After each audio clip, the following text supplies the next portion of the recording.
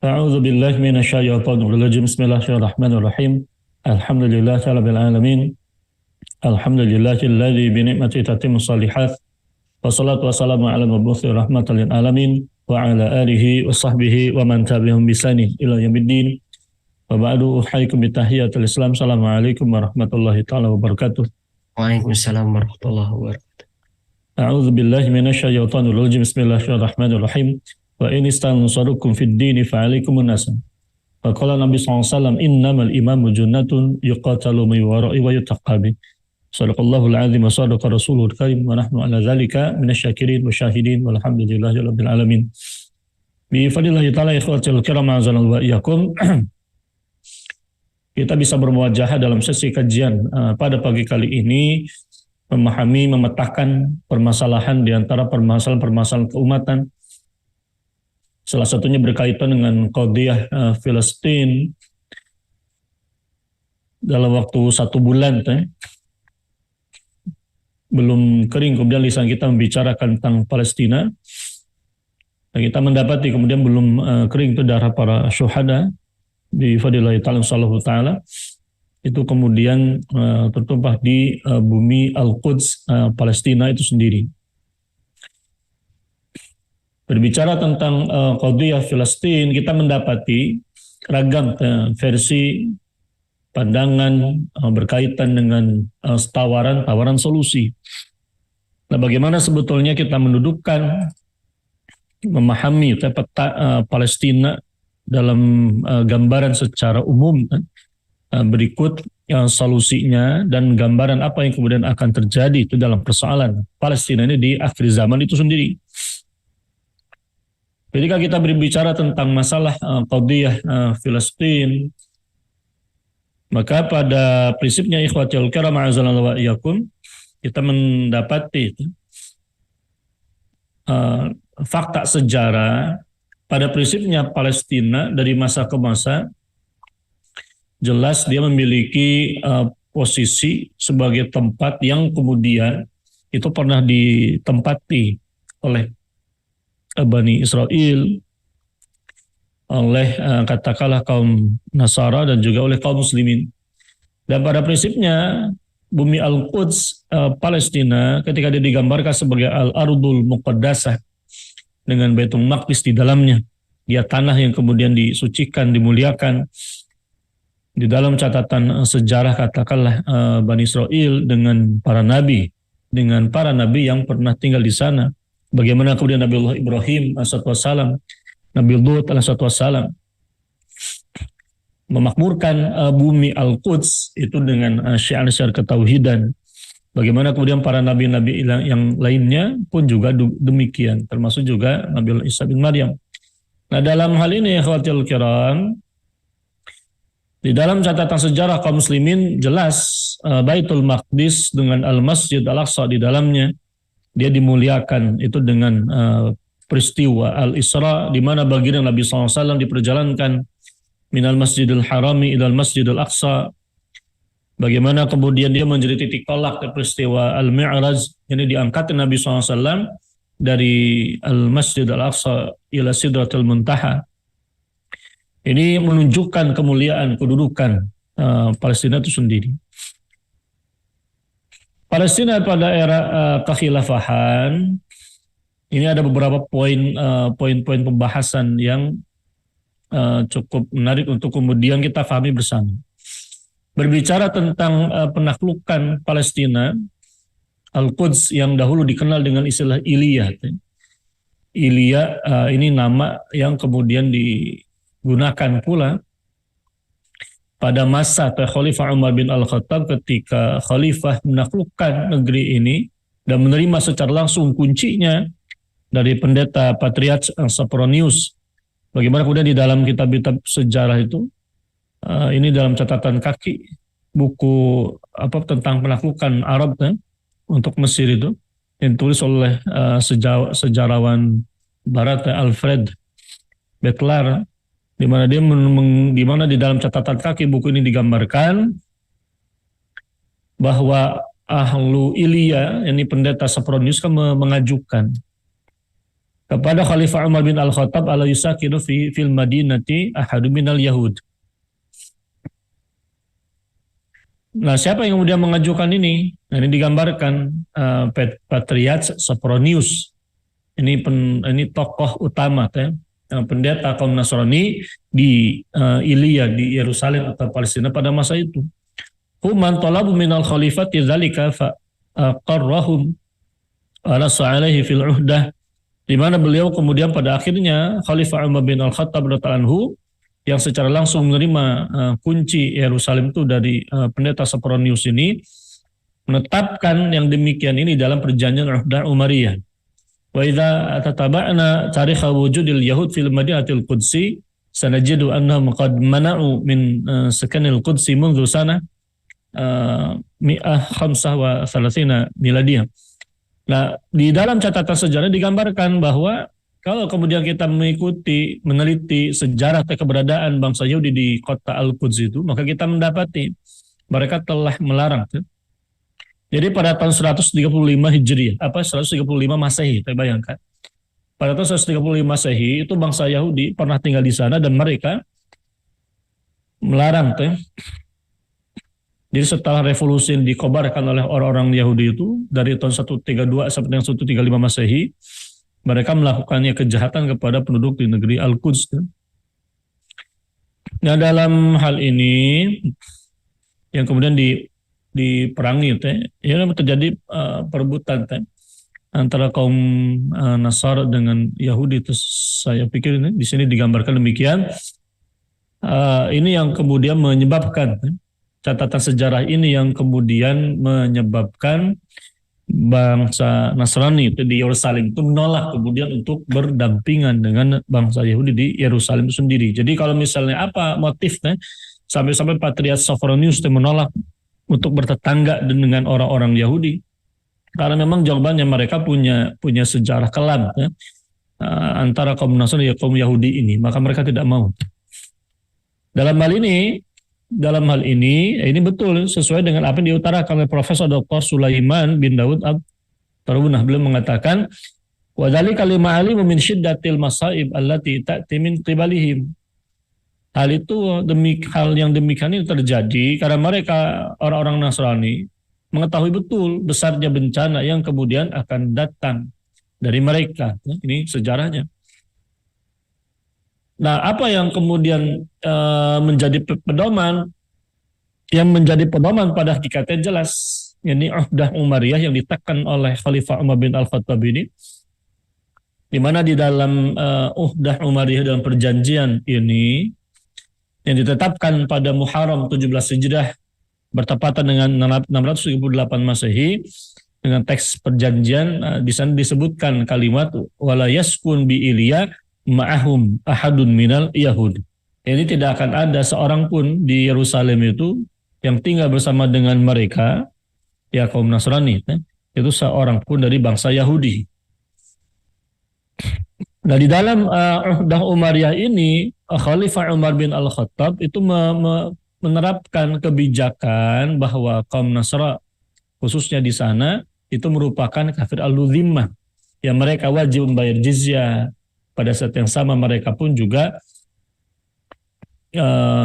dalam hal ini mendapati zimmah, jaminan keamanan atas harta benda, termasuk juga nyawa, darah mereka, termasuk juga tidak akan kemudian diusik peribadatan mereka di gereja-gereja mereka. Konteks ini tentu diikuti dengan prinsipnya larangan, tidak boleh kemudian mereka menyiarkan kekufuran atau masyarakat kaum muslimin, tidak boleh kemudian memurtadkan kaum muslimin. Itu era Islam luar biasa.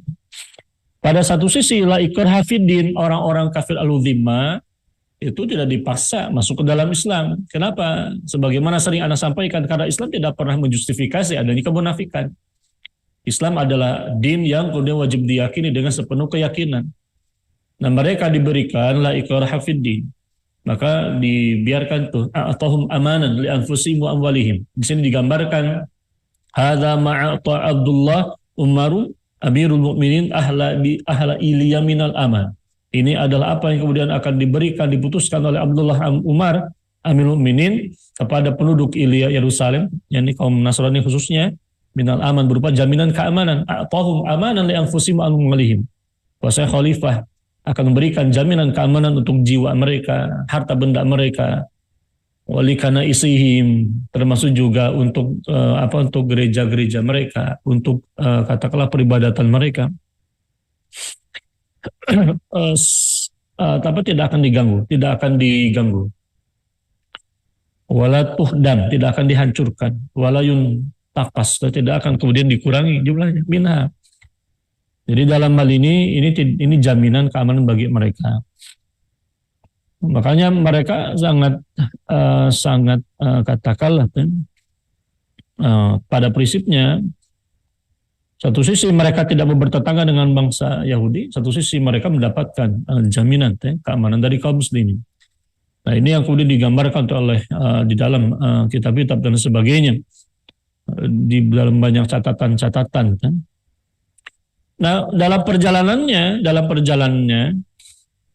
kita mendapati dalam hal ini Al-Quds Asy-Syarif pasca era kekhilafahan khilafah Rasidah itu hakadha wa hakadha dakhalat Al-Quds Asy-Syarif kasairi bilad Syams fi nitaqil khilafatil Islamiyyah Rasyidah, di mana pada masa itulah kemudian babak baru bumi Al-Quds di bawah kekuasaan khilafah Islamiyah, dimulai dari masa Khalifah Umar bin Al-Khattab, berlanjut kemudian thumma Daulatul Umayyah, kemudian lanjut kepada Daulah Umayyah wal Abbasiyah, thumma al-Atrak al-Utsmaniyyin. Jadi di mana kaum muslimin di mana negeri Syams Palestina Al-Quds ketika itu dikuasai ya dari mulai era Khilafah Rasidah, berlanjut kepada era kekhilafan Umayyah, kekhilafan Abbasiyah, kemudian kekhilafan Utsmaniyah. Di era Abbasiyah ini kondisinya lebih variatif. Kita mendapati dalam catatan sejarah bagaimana kemudian pada era kekhilafan Abbasiyah inilah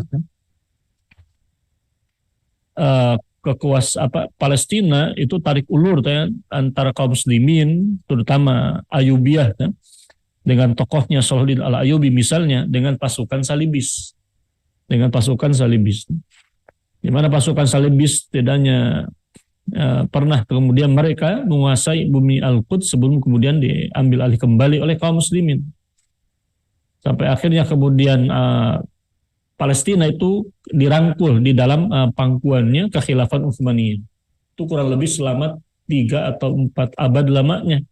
Sampai kemudian kita mendapati upaya-upaya katakanlah musuh Islam itu yang kemudian berupaya mengambil alih bumi Al-Quds. Nah, salah satu kisah yang paling terkenal ini berkaitan dengan isu pendirian negara Yahudi dihembuskan oleh Theodor Herzl itu. Nah, maka di dalam catatan yang kita dapati ini secara singkat saja, kita mendapati bagaimana kemudian Theodor Herzl dibantu oleh dengan gerakan Zionisme internasionalnya. Dia dibantu kemudian secara pendanaan katakanlah oleh keluarga kaya Yahudi atau berpengaruh di Eropa, Rothschild itu. Ini yang kemudian digambarkan bagaimana kemudian dia mengadakan Kongres Zionis Internasional di Basel, Swiss pada bulan Mei tahun 1997 Masehi.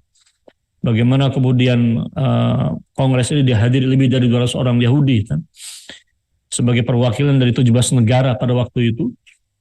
200 orang Yahudi dari 17 negara. Nah, Herzl ini mati tahun 1104 Masehi sebelum kemudian berdiri negara Yahudi itu pada tahun 1148 Masehi. Nah, yang kita dapati ikhwatul kiram azzalallahu wa iyyakum, nah pada era kapitalisme inilah kemudian bencana demi bencana terjadi, kerusakan demi kerusakan ini terhadap bumi Al-Quds Palestina itu sendiri. Dari mulai tahun 1117 Masehi itu gelombang emigrasi kaum Zionis, kaum Yahudi dipimpin oleh kaum Zionis alaihim, kemudian merampas tanah Palestina, mengusir penduduknya di sana. Terlebih puncak-puncaknya pada tahun 18 Masehi. Nah, kita mendapati bagaimana kemudian kafir harbi fi'lan dalam hal ini Inggris ya, itu menguasakan ya, memberikan mandat yang tadinya mereka memiliki mandat atas Palestina pada tahun 1917 Masehi itu dengan deklarasi Balfour ya. Ini yang kemudian kita dapati, yang kemudian pada tahun 1948 Masehi itu mereka menyerahkan mandat penguasaan atas Palestina kepada PBB, dan melalui resolusi Dewan Keamanan PBB pada akhirnya mereka bangsa Yahudi itu dengan Zionismenya itu merampas tanah Palestina secara besar-besaran. Nah ini kan apa yang kemudian terjadi hari ini. Nah, ini kejahatan demi kejahatan yang dimulai dari berbagai macam perjanjian-perjanjian tadi. Artinya kalau misalnya kita bicara tentang catatan sejarah, ikhwatul kiram ma'azalan wa yakum, bagaimana kemudian korban jiwa yang tumpah bahkan dari tanggal 7 Oktober sampai dengan November seminggu yang lalu itu sudah mencapai angka 10.000 lebih. Sekarang itu sudah 11.000. Wallahu musta'an. Ini kita belum berbicara tentang apa yang kemudian terjadi kepada kaum muslim di Suriah. Hari ini Zionisme itu didukung oleh negara-negara barat itu, kampion demokrasi yang seringkali berteriak tentang HAM itu, Amerika diantaranya. Apa yang kemudian terjadi di Suriah ini pun juga melibatkan. Ini sejarah tidak akan pernah melupakan peranan Amerika Serikat, termasuk juga Rusia di sana. Di Suriah itu. Yang menjadi korban jiwa, ini kaum muslimin, orang beriman. Padahal di dalam Islam itu ikhwatul kiram, la zawalu dunya ahwanu indallah min qatli mu'min bighairi haqqin. Hilangnya dunia itu lebih ringan di sisi Allah daripada pembunuhan kepada seorang mukmin tanpa hak, daripada terbunuhnya seorang mukmin itu tanpa hak. Pertanyaan sudah berapa jumlahnya? Tragedi di Suriah, tragedi di Palestina. Belum genap katakanlah 1 abad kapitalisme yang jahat ini memimpin dunia, memimpin peradaban dunia, dunia diajarkan tidak beradab. Ada banyak kemudian nyawa yang melayang di sana. Padahal di dalam Islam itu 1 nyawa saja berharga. Makanya dalam konsep Islam tidak boleh hukumnya seorang khalifah itu membiarkan katakanlah seorang perempuan pun, seorang muslimah misalnya, itu dizolimi. Kita mendapati bagaimana dalam catatan sejarah seorang khalifah Al-Mu'tasim Billah yang menaklukkan kota Amuria, membunuh diantaranya penjahat Romawi, 60.000 penjahat Romawi kurang lebih itu. Kemudian menahan sebagian besar diantaranya. Karena mereka telah menzolimi, menantang Islam kaum muslimin, mereka melakukan kejahatan kezoliman kepada seorang Syarifah Alawiyah, seorang perempuan muslimah itu di sana. Nah ini Khalifah Al-Mu'tasim Billah mengirimkan bala tentara mujahidin ke sana.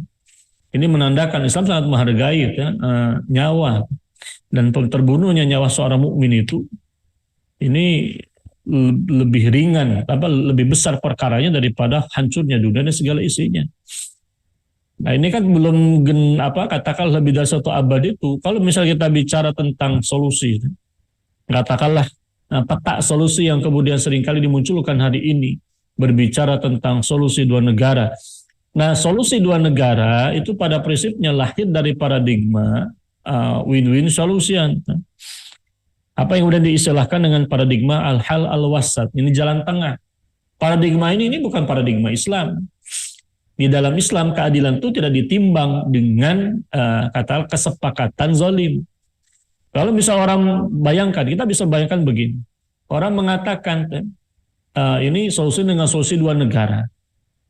Solusi 2 negara artinya bisa kita bayangkan kaum muslim Palestina itu harus merelakan, bukan hanya kaum muslim Palestina, kaum muslimin di seluruh dunia harus merelakan 85% bumi Al-Quds yang merupakan milik Islam itu diserahkan secara sukarela, secara sah, katakanlah kepada penjahat Zionis itu. Bagaimana mungkin? Bagaimana bisa?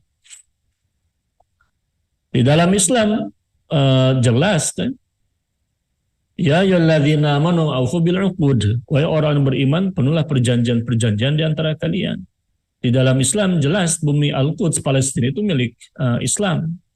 Tidak berhak kemudian diserahkan kepada individu Yahudi atau Zionis itu sendiri, yang kemudian membasahi tanah tersebut katakanlah dengan ragam kezoliman itu sendiri.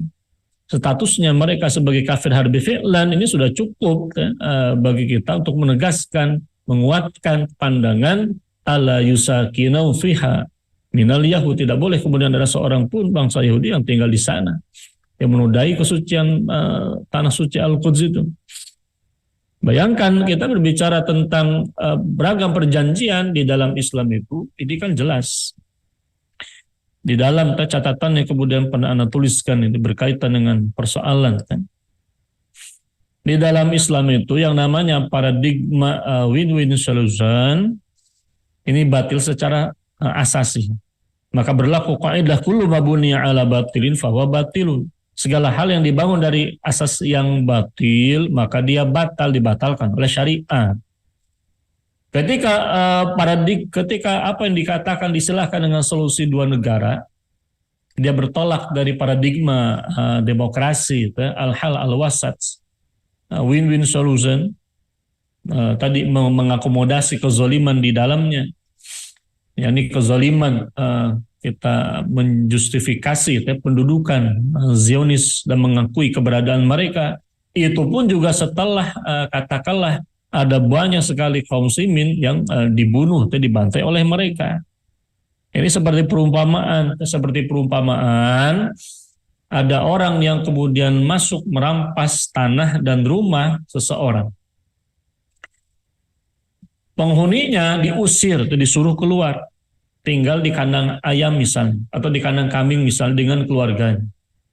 Segitunya itu dibunuh kemudian sebagian besar dari keluarganya. Kemudian datang petugas, orang yang katakan demikian. Kemudian mereka, orang yang punya kemampuan untuk mencegah kejahatan malah mengatakan sudah solusinya adalah solusi berbagi rumah. Yang di kandang tetap di kandang. Rumah gedung mewah ini diserahkan kepada perampas penjahat itu. Pertanyaannya, yang demikian ini prinsip win-win solution semacam bisa diterima secara akal, secara syar'i? Tidak. Jangan secara syar'i, secara logika akal sehat tidak bisa kita terima. Lalu bagaimana mungkin kita berbicara tentang 85% tanah Islam itu diserahkan kepada kafir harbi fi'lan Zionis Yahudi, mengakui kejahatan mereka, mengabaikan rentetan sejarah kejahatan mereka, itu tidak mungkin. Maka dalam Islam itu pemahaman model begini tertolak secara syar'i. Maka kita bicara tentang peta Palestina di akhir zaman, kita tegaskan, kita wajib kemudian menolak paradigma win-win solution yang hakikatnya bukan solusi. Ini mengorbankan hak syar'i. Di dalam Islam itu kata Nabi SAW, man ishtarata syartan laisa fi kitabillahi fahuwa batil. Siapa yang kemudian mensyaratkan suatu syarat, kalimatnya syarton. Syarton di sana mencakup ya poin, syarat.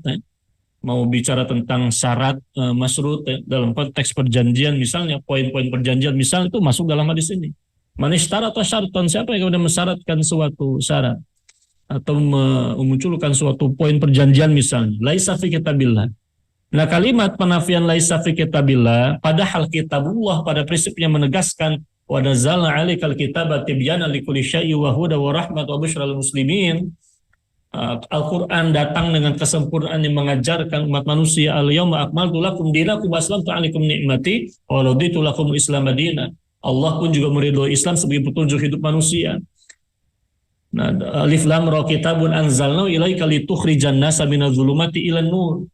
Nah, gambaran laisa fi kitabillah ini gambaran bahwa ketika syarat tadi bertentangan dengan kitabullah, tidak diakui oleh kitabullah, maka fahuwa batil, maka ia batil, yakni dibatalkan oleh syariat itu sendiri, tidak berlaku. Wa in kana mi'atu syart, wa in kana mi'atu syartin, meskipun ada 100 syarat atau 100 poin perjanjian misalnya, kitabullahi ahaq wa syartullahi awthaq. Kenapa? Karena syarat dari kitabullah itu adalah syarat yang lebih benar untuk diikuti dan lebih kuat, tidak bisa dibatalkan. Nah, menariknya di dalam hadis ini digambarkan, ditegaskan dalam frasa kullu syartin. Wa kullu syartin laisa fi kitabillah fa batilun kitabullahi ahaq wa syartuhu awsaq. Jadi setiap syarat, mau perjanjian, poin-poin apapun syarat namanya itu. Jadi ketika kemudian dimunculkan poin, katakanlah syarat, Palestina, umat Islam harus menerima, katakanlah menyerahkan, mengakui daulah Israel, ya daulah Zionis itu, Sohyuniyah itu, daulah Sohyuniyah itu. Ini kan termasuk syartun laisa fi kitabillah. Maka wajib ini para kaum muslimin, para ulama, wajib memahami benar, para tulabul ilmi syariah, para ulama apalagi, wajib memahami bahwa paradigma win-win solution itu bukan solusi syar'i. Itu paradigma al-hal al-wasat, paradigma jalan tengah yang pada akhirnya ini akan menjustifikasi kezoliman, itu sudah kezoliman. Perampasan Zionis Yahudi atas sebagian besar 85% itu tanah Palestina, tanah Islam. Tanah Kharajah itu ini bagaimana bisa? Makanya Al-Hafidz Ibnu Hajar Asqalani mengatakan anna syurutal ghair al-masyru'ah batilah walau kathurat. Jadi yang namanya syarat-syarat perjanjian itu yang tidak syar'i dia batal meskipun jumlahnya banyak. Tidak dilihat masalah jumlahnya. Mau satu sampai dengan sejuta poin perjanjian misalnya, kalau semuanya bertentangan dengan syariat tidak peduli itu. Nah, ini wajib kemudian dibatalkan. Kenapa? Karena di sana letak ada tidak adanya keberkahan dan hukumnya haram secara Islami secara sini. Nah, menariknya ikhwatul kiram ketika kita berbicara tentang gambaran bagaimana kemudian kita memahami gambaran peta Palestina di akhir zaman itu. Nah, di dalam hadis-hadis Kanjeng Nabi SAW, apa yang kemudian terjadi hari ini pada prinsipnya, nah ini menarik. Di dalam kitab Hadurul Alamil Islami, Profesor Dr. Tajusir Ahmad Harran, beliau pakar sejarah, beliau mengakui secara jujur menegaskan bahwa asaru ghaibatil khilafah, pengaruh hilangnya khilafah itu ada pengaruh yang besar karena lidiyabil khilafati atharun balighun fi waqil ummati as-siyasi wa yumkinu hasruha fi ma yali. Nah, hilangnya kekhilafan itu menimbulkan dampak yang besar kepada realitas politik keumatan dan mungkin saja bisa kita ringkas dalam poin-poin berikut ini. Awalan yang pertama, dia budaulatil Islam al-kubra. Hilangnya kemudian negara superpower di dalam Islam itu. Hilangnya negara Islam superpower itu. Hilang ke negara adidaya Islam. Ini yang pertama. Wathanian yang kedua, dia budaulatil lati kanat dan hilang kemudian suatu negara allati kanat tudzallilul muslimina wa tajma'u syamlahu. Yang hilang kemudian negara yang menaungi kaum muslimin, menguatkan persatuan mereka, menyatukan persatuan mereka, wa tadfa'u anhum, dan juga menolak keburukan dari mereka, wa tahmilu dinahum ila ardin jadidah, dan juga negara yang kemudian mengemban dakwah Islam ini ke negeri-negeri tanah-tanah yang baru yang difutuhatkan, tersebar rahmat Islam ke sana. Wa tsalitsan ghiyabu daulati lati kanat turhibu aduwallahu wa aduwahum. Hilangnya kemudian suatu negara yang mampu menakut-nakuti musuh adalah musuh mereka, ini musuh kaum muslimin. Idz annal quwa al-alamiyah, dalam hal ini kekuatan-kekuatan dunia itu internasional itu mereka akan memperhitungkan dengan 1000 kali perhitungan kalau kemudian ingin mencari masalah dengan khilafah itu sendiri. Hatta ba'da dha'fiha wa tadahuruha. Jadi apa istilahnya? Hingga kemudian ini khilafah itu mendapati kelemahan. Dan kita watadhuriha. Jadi hingga kemudian tadi kelemahan dan kehancurannya. Yang kita bisa membayangkan bagaimana kemudian pada masa Sultan Abdul Hamid II itu segitunya beliau dalam kondisi menerima katakanlah mandat kekhilafahan, pasca sebelumnya kekhilafahan itu semakin melemah. Jadi beliau ini bisa dikatakan Sultan Abdul Hamid ini mewarisi kelemahan kekhilafan Utsmaniyah, masalah-masalah sebelumnya. Tapi selemah-lemahnya kekhilafahan Itu pada masa Kesultanan Abdul Hamid II itu kan kembali semakin diperhitungkan. Dalam kondisi itu pun juga mewarisi ragam kelemahan dari kekhilafan dari khalifah-khalifah sebelumnya. Nah pada masa itu seorang Theodor Herzl kan tidak pernah berhasil dia. Itu dari tahun 1890-an dia mendeklarasikan katakanlah Judaism state itu, negara Yahudi itu, negara Zionis itu dia tidak pernah berhasil kemudian mewujudkan mimpinya ini merampas bumi Palestina. Bahkan beragam macam intrik politik, ekonomi itu tidak mampu dia lakukan. Sekalinya dia datang kepada Sultan Abdul Hamid II untuk katakanlah menyuap tanda petik, menghalalkan apa yang diharapkan oleh Allah Subhanahu wa taala, itu kan definisi syar'i dari riswah. Ketika dia menawarkan tawar untuk melunasi hutang Utsmaniyah kepada Eropa itu dengan nilai yang kurang lebih dalam nilai pound sterling kalau tidak salah 150 triliun itu. Nah, apa yang kemudian dilakukan oleh Sultan Abdul Hamid? Dia belum menegaskan sisi hukum Islam, di mana tanah ini adalah tanah Islam, dia tidak berhak kemudian menjualnya. Ini menunjukkan kedudukan khalifah pada tempatnya, pada relnya. Dan apa yang kemudian terjadi selama kemudian kekhilafan Utsmaniyah berdiri? Betul, kita mendapati buktinya mereka tidak mampu menguasai Palestina, tidak barang sejengkal tanah pun.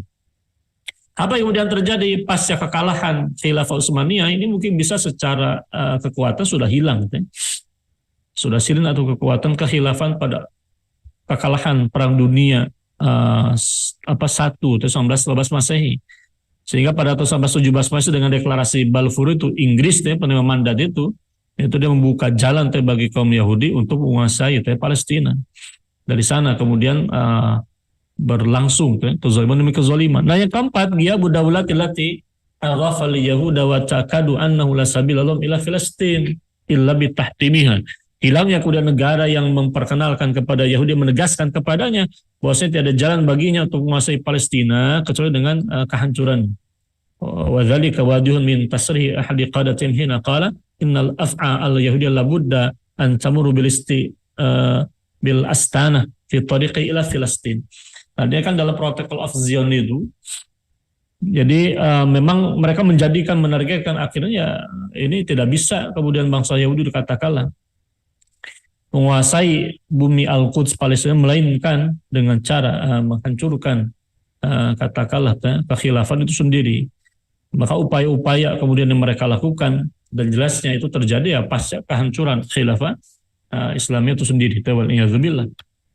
Nah, peta ini sejalan sebetulnya dengan gambaran dari hadis Nabi SAW bagaimana kemudian kaum muslimin ini hidup di masa bukan Jabriyatan. Kalau kita lihat timelinenya ini sesuai. Artinya Nabi SAW mengabarkan jauh-jauh hari, dan ini yang kemudian kita rasakan hari ini.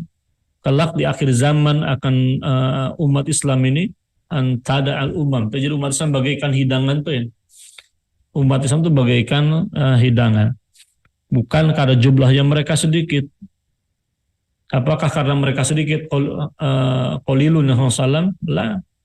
Bal antum yauma idzin katsirun. Bahkan kalian pada waktu itu umat Islam itu sangat banyak. Pada saat yang sama banyak umat Islam ini antada al-umam. Itu menjadi permainan katakanlah berbagai macam umat-umat.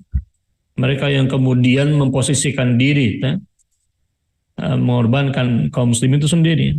Nah, jumlah yang banyak dari kaum muslimin ini itu digambarkan gusaun, seperti buih kagusa saili, seperti buih dalam lautan. Jadi jumlahnya banyak, tapi jumlah yang banyak ini seperti busa di lautan. Kita bisa membayangkan busa di lautan ini kan sangat banyak, tapi kan tidak berpengaruh, tidak ada pengaruhnya. Nah ini yang kemudian wajib kita muhasabahi. Kenapa bisa terjadi demikian? Jawabannya, Nabi SAW tidak mengatakan karena musuh yang perkasa, musuh yang kuat.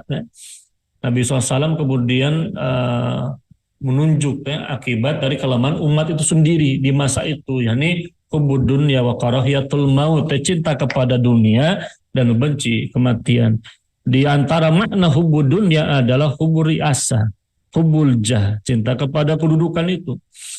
Orang demi mengamankan kekuasaannya, mereka tidak mau kemudian melakukan upaya real nahi mungkar, melarang kemungkaran dengan kekuatan tangannya, dengan kekuasaannya. Karena mereka takut dengan kalau kemudian mereka mengerahkan kekuatan tangan, kekuatan bersenjata, mungkin mereka akan kehilangan katakanlah jabatannya atau bahkan kehilangan nyawanya. Ini fenomena, maka Nabi SAW mengatakan hubud dunia. Pada saat yang sama, wa karahiyatul maut, ada waw ataf di sana. Satu sama lain saling tiga uang. Satu sisi cinta dunia, sisi lainnya adalah membenci kematian. Jadi hubud dunia ini menggambarkan mereka takut apa yang kemudian mereka cintai di dunia ini hilang oleh upaya mereka katakanlah memperjuangkan Islam dan sebagainya. Nah ini musibah. Waliyadzubillah. Hubud dunia wa karahiyatul maut. Ini pun juga bisa melingkupi, jangan salah, hati-hati kepada para muballigh, kepada da'i, para ulama. Kalau kemudian mereka tidak mau bicara, mereka punya lisan, tapi lisannya tidak digunakan, katakanlah untuk memahamkan umat kepada qadiyah Palestina sesuai dengan syariat itu, mereka pun juga kalau kemudian karena takut kehilangan jamaah misalnya, takut kemudian kehilangan ini itu bisa dan sebagainya, maka ini pun juga gambaran dari hubud dunia. Nabi SAW bayangkan ketika kemudian mengevaluasi keadaan umat di akhir zaman, Nabi SAW menitik beratkan kepada lihat apa yang kemudian ada pada kalian. Karena pada prinsipnya antum a'laun, umat Islam ini umat yang a'la, umat yang tinggi. Kalau kemudian beriman, nah ini kan kalau kemudian beriman, kemuliaan umat ini kembali kepada izzah umat ini kembali kepada Islam sendiri. Kalau kemudian kuntum khairu ummatin ukhrijat linnasi ta'muruna bil ma'rufi wa tanhauna 'anil munkar. Allah menjadikan katakanlah amar ma'ruf nahi munkar ini menjadi karakteristik bagi khairu ummah. Ketika hilang amar ma'ruf nahi munkar, ada katakanlah penjahat Zionis yang membantai kaum muslimin, dibiarkan, tidak kemudian dilarang dengan kekuatan tangan, padahal mereka punya kekuatan tangan, itu namanya mengabaikan nahi mungkar, makanya hilang itu kemuliaan itu. Ada kemudian kita mendapati fakta para ulama, para da'inya katakanlah diam, tidak menggunakan lisannya, memamkan umat. Ini pun juga bagian dari perbuatan melanggar karakteristik khair ummah itu.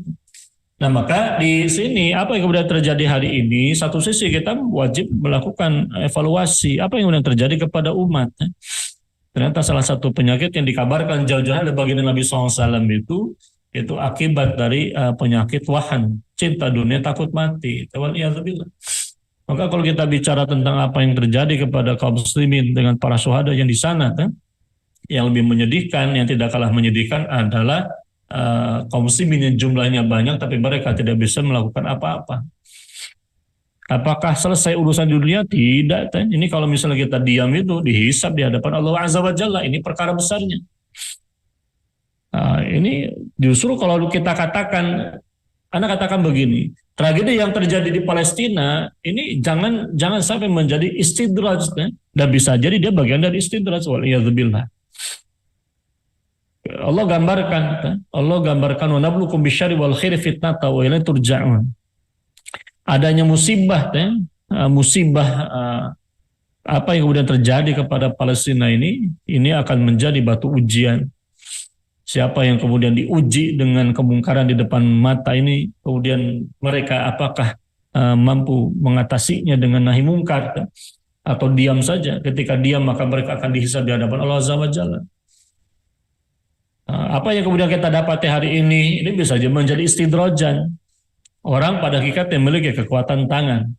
Dengan catatan dia akan mengorbankan katakanlah bisa jadi kekuasaannya, jabatannya, nyawanya.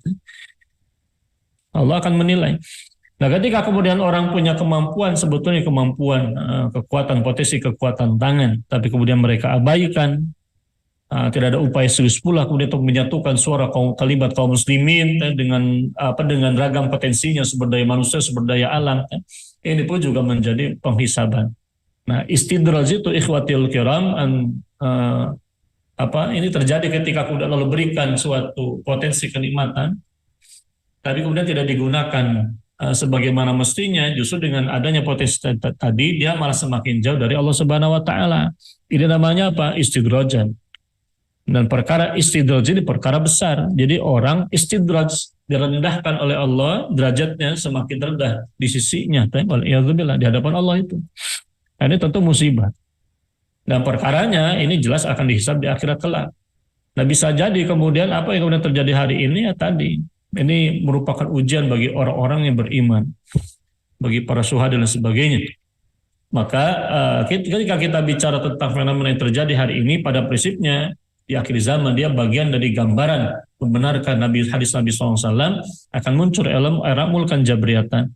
Era mulkan jabriyatan ini era yang wajib kita hadapi, kemudian sikapi secara syar'i. Nah, era mulkan jabriyatan di sanalah kemudian terjadi ragam kezaliman. Nah, kalau misalnya kita ikuti timeline-nya itu dari mulai era kenabian, berganti era khilafah Rasidah, berganti kemudian era katakanlah mulkan Abon, sebagian dari era kekhilafan Umayyah Abbasiyah yang kemudian melakukan kesalahan dalam penerapan sistem khilafah misalnya, itu kita akui dalam catatan sejarah ada.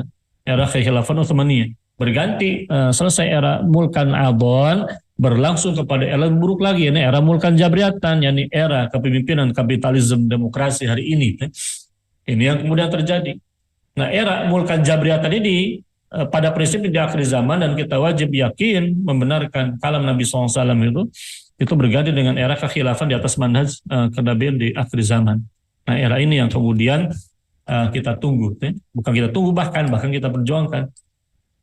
Nah, dalam penjabarannya era mulkan jabriyatan, timelinenya sama dengan hadis Nabi SAW. La taqubus sa'atu hatta tamtal ardu zulman wa udwana. Tidaklah kemudian terjadi hari kiamat itu hingga kemudian muka bumi penuh dengan kezaliman dan permusuhan. Apa yang kemudian terjadi hari ini? Ketika Nabi SAW mengatakan zulm, udwan dalam bentuk isim nakirah, itu menunjukkan keluasan cakupannya. Muka bumi akan penuh dengan ragam kezaliman, ragam permusuhan. Kapan lagi timelinenya kalau kemudian terjadi hari ini? Kenapa hari ini? Karena hari ini adalah masa sebelum munculnya era kekhilafahan Al-Imam Al-Mahdi itu sendiri. Di dalam hadis Nabi SAW menunjukkan timelinenya. Summa yakhruju, kemudian dalam jangka waktu yang agak lama akan muncul kemudian seseorang min ahli baiti atau itrati, dari ahli baitku atau keturunanku, fayamlauha qiston wa adlan, di mana ia akan memenuhi muka bumi dengan keseimbangan hidup dan keadilan, kama muliat zulman wa udwanan, sebagaimana muka bumi penuh dengan kezaliman dan permusuhan itu sendiri. Nah, ini kan timeline ini menunjukkan sisi kontras. Era di mana tegak kezaliman dan permusuhan, kontras dengan era penuh dengan keseimbangan hidup dan keadilan. Nah, yang dimaksud dengan fayamlu qistan wa adlan dalam hadis ini, ikhwatul kiram a'azanal wa iyyakum, ini bukanlah dalil bahwa era kekhilafan Al-Imam Al-Mahdi yang sebelumnya yang sebelumnya didahului oleh era kekhilafahan sebelum Al-Mahdi itu sendiri. Karena sebelum Al-Mahdi dijelaskan oleh para ulama bersama hadis Nabi SAW, yakunu ikhtilafun inda mauti khalifatin, itu berbicara tentang era kekhilafan Al-Imam Al-Mahdi, era kekhilafahan sebelum era kekhilafan Al-Imam Al-Mahdi. Dan itu pasti terjadi. Nah, yang dimaksud dengan qistan wa adlan di sini itu maknanya bukan berarti era kekhilafahan itu tidak ada yang namanya perjuangan. Justru bisa kita katakan pada era Al-Imam Al-Mahdi turun Dajjal, Yahudi kemudian menjadi pengikut Dajjal. Justru era itu adalah era-era puncaknya penegakan syariat Islam secara kafatan itu pada era kekhilafahan tentu. Lalu puncak-puncaknya tegaknya dakwah dan juga jihad fisabilillah. Jadi itu puncak-puncaknya perjuangan justru. Dan seperti itulah gambaran keberkahan diraih oleh umat manusia. Berganti dari kepemimpinan kapitalisme yang jahat itu, berganti dengan kepemimpinan Islam dari semenjak masa kekhilafan sebelum Al-Imam Al-Mahdi. Muncul era kekhilafan Al-Mahdi ini puncak-puncaknya kejayaan. Maka dari itu ikhwatul kiram azanal wa iyyakum, Ketika Nabi SAW mengatakan tsumma takunu khilafatan ala minhajin nubuwah, nah para ulama menafsirkan, termasuk Al-Imam Al-Mula Al-Qari, ulama besar hadis itu, belum menegaskan yang dimaksud adalah era zaman kekhilafan Isa bin Maryam dan juga Al-Mahdi rahimahullahu ta'ala. Nah di era ini tegak kembali kemudian kekhilafan dalam semasa kenabian. Nah di mana kemudian pusat kekhilafahannya? Nabi SAW sudah mengatakan dalam hadis riwayat At-Tabarani, ukuru daril Islam bisyami. Yang dimaksud dengan ukuru itu kata Hafidz Ibnul Athir, ay aslu wa mawdi'uhum, yakni asalnya, tempatnya. Ka'annahu asyara bi ila waqtil fitani ay yakunu syam yauma idzin aminan minha wa ahlul islami bihi aslam. Jadi kata Hafidz Ibnul Athir, seakan-akan kanjeng Nabi SAW mengisyaratkan dengan hadis ini, yakni terjadi di masa banyaknya fitnah-fitnah. Karena lafal ukru ini kan menunjukkan tempat kokohnya Darul Islam itu negeri Syams. Jadi negeri Syams itu pada hari itu menjadi tempat yang paling aman di muka bumi. Dan penduduk kaum muslimin di sana itu yang paling selamat dari fitnah keburukan. Dan di sana pusat tegaknya Islam, yakni kekhilafan Al-Imam Al-Mahdi. Makanya para ulama itu banyak yang kemudian menitik beratkan negeri Syam itu adalah pusat kekhilafan di akhir zaman. Nah ini menariknya isyarat ini ternyata sudah ada semenjak kelahiran kanjeng Nabi SAW. Jadi bayangkan Nabi SAW lahir ke dunia itu sudah kemudian membawa isyarat kemenangan umat Islam di akhir zaman. Jadi ketika Nabi SAW terlahir ke dunia ini kan, Nabi SAW anna ummahu qalat inni ra'aitu kharaja minni nurun adha'at minhu qusur syams. Yani sesungguhnya aku mendapati keluar dari diriku, ini ketika Nabi SAW lahir ke dunia itu, keluar dari diriku, kharaja minni, nurun suatu cahaya yang menerangi istana-istana negeri Syams. Anda kan pernah jelaskan. Pemaknaan lafal nurun cahaya, adha'at minhu qusur Syams, yang kemudian menaungi, adha'at minhu qusur Syams, yang kemudian menaungi istana-istana negeri Syams. Negeri Syam ketika dikuasai oleh Bizantium, Romawi. Nah ketika datang lahir ke Nabi SAW itu, negeri Syam yang dikuasai oleh kaum Romawi itu malah tersinari oleh cahaya terang kelahiran Nabi SAW.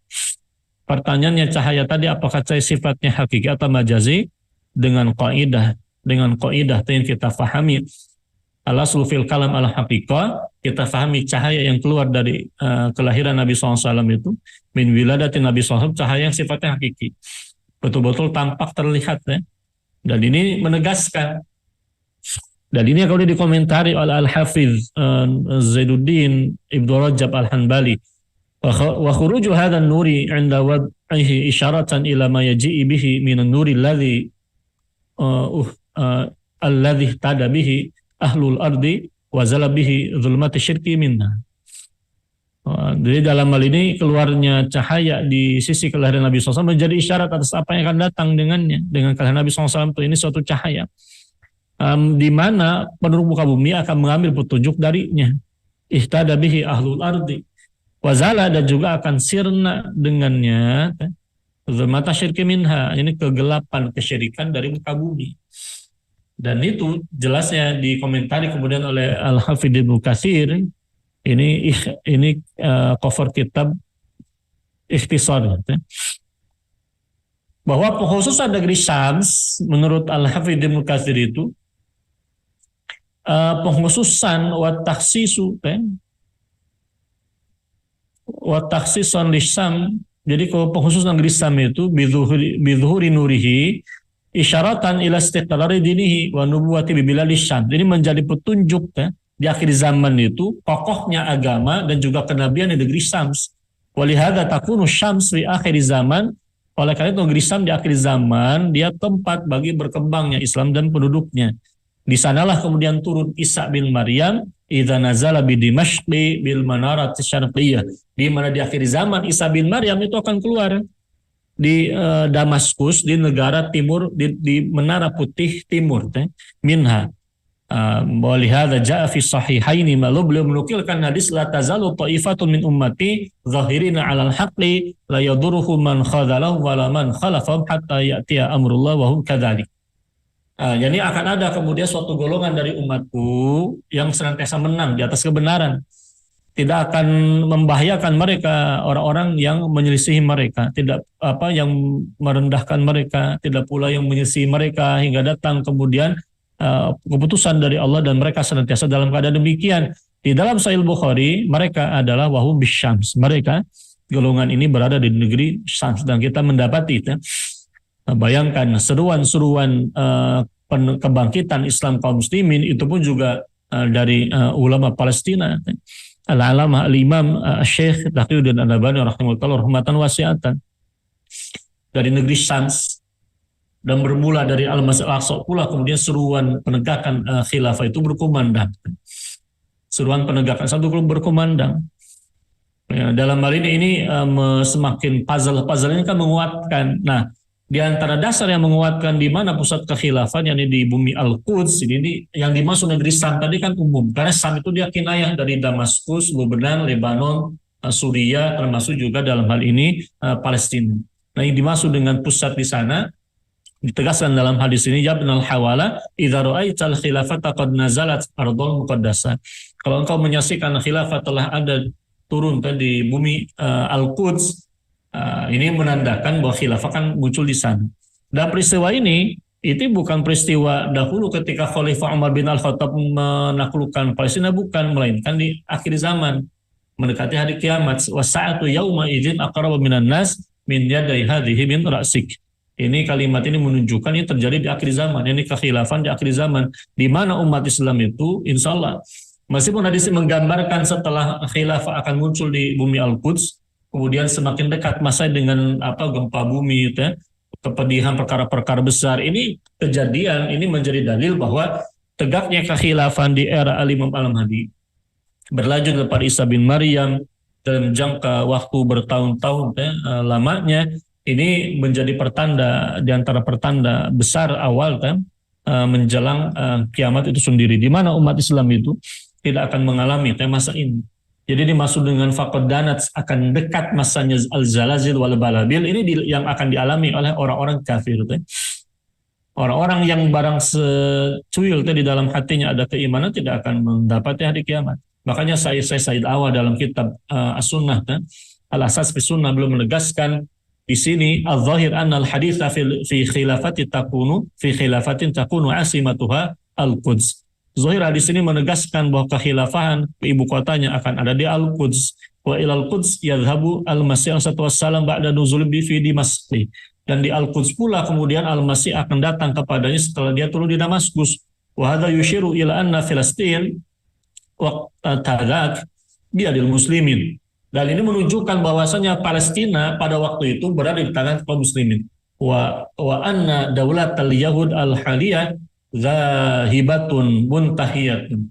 Dan bahwasanya negara Zionis Yahudi hari ini itu akan hilang, akan sirna, selesai urusannya. Ini ditegaskan petaknya oleh Al-Alamah Said Hawa. Nah, ini kan di dalam kitab-kitab para ulama ditegaskan dalam hadis ini terdapat bisyarah yang agung untuk umat ini di masa mendatang pada hari-harinya bahasa Baitul Muqaddas satakunu maqaran lil khilafatil Islam fil ayamil qadimah. Dia akan menjadi tempat tegaknya kekhilafan di hari-hari berikutnya. Kita tinggal tunggu ini orang ibaratnya memposisikan diri pada posisi yang mana. Dan ini wa kana al-murad fa idza kana al-murad fil hadisi khilafah al-mahdi wa huwa al-tijah al-aqwa 'inda al-ulam fa hadha yadullu ala anna bainana wa bainal mahdi sallallahu alaihi wasallam amadan wa dalil ala anna al-murad bil hadisi khilafah maqara Filastin. Nah, ini kan dipertegaskan kemudian Jadi para ulama memandang yang pendapat yang paling kuat kekhilafan di sana kekhilafan al-Imam Al-Mahdi itu sendiri. Nah, ini apa yang kemudian akan terjadi kepada bangsa Yahudi terakhir? Ini yang kemudian kita dapati bahwasanya di dalam kitab-kitab fikih Asratis Sa'ah dan sebagainya, kelak Dajjal akan muncul di mana Dajjal akan muncul dari wilayah timur itu. In yakhruj ad-Dajjal wa ana hayyun kafai kafaitukumuhu. Dalam hal ini kalau kemudian Dajjal itu keluar dan aku hidup kata Nabi SAW, maka akan mencukupi kalian dan memberikan perlindungan dan sebagainya. Wa in yakhruj ba'di, kalau dia kemudian keluar setelahku, dan kenyataan memang Dajjal keluar setelah Nabi SAW itu. Jadi kafaitukumuhu wa in yakhruj ba'di fa inna rabbakum azza wa jalla isabi'wa. Kalau kemudian dia turun setelahku, maka sudah Allah tidak buta, Allah Maha melihat. Innahu yakhruj fi yahudiyah asbahan, di mana dia akan keluar di kalangan Yahudi Asbahan. Itu di wilayah-wilayah ini ya, wilayah Asbahan itu wilayah sekitar Iran, Kazakhstan dan sebagainya. Hatta ya'tiya al-Madinah fayanzilu nahiyata wala yauma idzin walaha yauma idzin sab'atu abwab ala kulli naqabin minha malakan fayakhruju ila syarari ahliha hatta Syam Madinah bin Palestin bi Babil Lud. Nah, di sini digambarkan kemudian dia datang ke suatu negeri, maka dia di sana ada 7 pintu. Yang dimaksud Madinah di sana Madinah Palestina, di mana setiap pintu ada malaikat. Kemudian akan keluar seburuk-buruknya penduduknya hingga kemudian dia sampai ke negeri Syam itu, suatu negeri itu, yakni Palestina. Dia sampai ke Babylon. Ini Madinah di sana mungkin mohon maaf, Analat ini kota Madinah. Tapi dalam konteks ini karena Dajjal kan tidak bisa masuk ke Madinah. Madinah dijaga oleh Allah melalui perantaraan para malaikatnya. Kemudian dia akhirnya pergi kemana? Dia pergi ke Palestina. Dia sampai di pintu Lud Palestina. Di sanalah kemudian dia dibunuh oleh Isa bin Maryam, dibantu oleh pasukan kaum muslimin dan Al-Mahdi. Dan ini menjadi pengikut bagi Dajjal ini kan kebanyakan itu Yahudi. Bahkan akan ada 70.000 Yahudi yang kemudian diperangi oleh kaum muslimin. Sampai-sampai kita bisa membayangkan yang namanya bebatuan, pohonan. Mereka akan mengatakan kepada kaum muslim itu, ya muslim, ya Abdullah, ya muslim, hadza Yahudi warai, faqtuluhu. Ada Yahudi di belakangku, bunuhlah ia. Sampai-sampai batu dan pohon itu juga berkata demikian. Pertanyaannya, kalau demikian adanya batu pohon sampai berbicara demikian, nah ini yang kita pertanyakan adalah, terakhir ini, kalau kemudian pohon dan bebatuan sampai berbicara demikian, apakah maknanya makna hakiki atau majazi? Bahkan kita pahami maknanya adalah makna makna hakiki, bukan makna kiasan.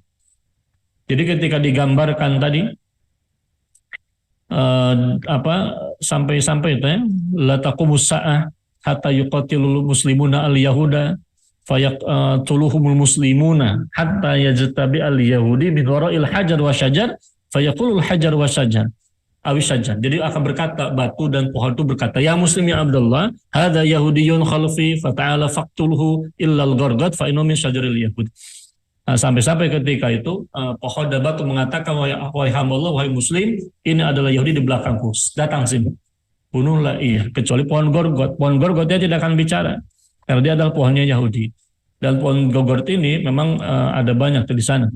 Dan ini dikatakan oleh Al-Imam Ibnu Al-Alan Al-Bakri Asy-Syafi'i, ungkapan perkataan pohon tersebut adalah ungkapan lisan yang ia ucapkan dengan kekuasaan dari Allah, ya bisa berbicara. Artinya difahami secara hakiki, bukan sekedar lisanul hal, tapi lisanul maqal, ucapan lisan. Dan jadi ini menarik ya. Di sanalah kata Al-Hafidz An-Nawawi, ya di Baitul Maqdis, peperangan mengalahkan Dajjal dan Yahudi. Pertanyaannya adalah, apakah Yahudi yang dimaksud di sana adalah Zionis Yahudi hari ini? Belum tentu. Karena Zionis Yahudi hari ini bisa jadi mereka telah diselesaikan urusannya oleh kaum muslimin, oleh kekhilafahan, katakanlah sebelum Al-Mahdi, sebelum kemudian, karena yang kita dapati ini Yahudi Asbahan. Yahudi Asbahan itu seakan-akan wal alam. Jadi bukan Yahudi yang sekarang ada di Palestina, karena Palestina bukan Asbahan. Nah, ini ada isyarat seakan-akan bisa jadi di era kekhilafan sebelum era Al-Mahdi, bisa jadi ini ada banyak kemungkinan. Kita tidak bisa, ini muhtamalah, kita tidak bisa menegasikan kemungkinan itu. Bisa jadi Yahudi sekarang itu mereka katakanlah dikalahkan oleh kaum muslimin di bawah naungan kekhilafan sebelum Al-Mahdi, mereka kemudian terusir pergi ke wilayah mana? Ke wilayah-wilayah tadi itu, Asbahan itu. Antum bisa lacak nanti di dalam penjelasan para ulama itu di wilayah-wilayah ya sekitaran Iran, sekitarnya wala alam, kita tidak tahu. Iran hari ini, Asbahan. Nah, ketika kemudian mereka pergi ke sana, wala alam bisa jadi Ketika kemudian kaum muslimin sudah menguasai Palestina, datang Dajjal dan juga orang Yahudi, kan? Terjadi peperangan besar di sana, dan jelasnya mereka dikalahkan oleh Islam dan kaum muslimin. Penutupnya kaum muslimin jelas berada pada era kemenangan dan mereka pada era kekalahan. Barakallahu fikum. Assalamualaikum warahmatullahi wabarakatuh.